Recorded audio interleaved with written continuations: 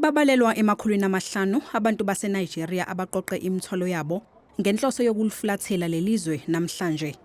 INigeria ihlele ukubuyisa abantu abangu-270 namhlanje ebusuku nokuhlelwe ukuthi bahambe ngendiza ezosuka e-OR Tambo International phakathi kwamabili.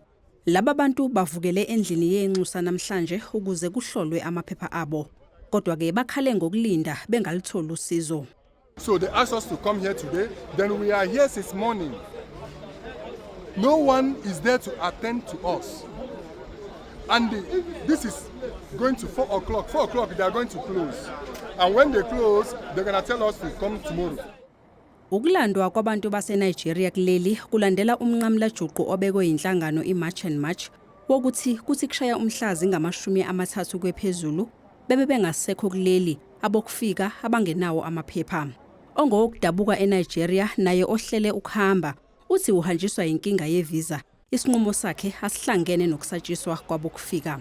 I feel like I need to go home and maybe at a later stage come back again. So that's why I'm going. Kulindeleke ukuthi ngehora le-12 phakathi kwamabili isuke esikhumulweni i-OR Tambo, indiza yokuqala elayishe abantu baseNigeria abasuka kulelizwe.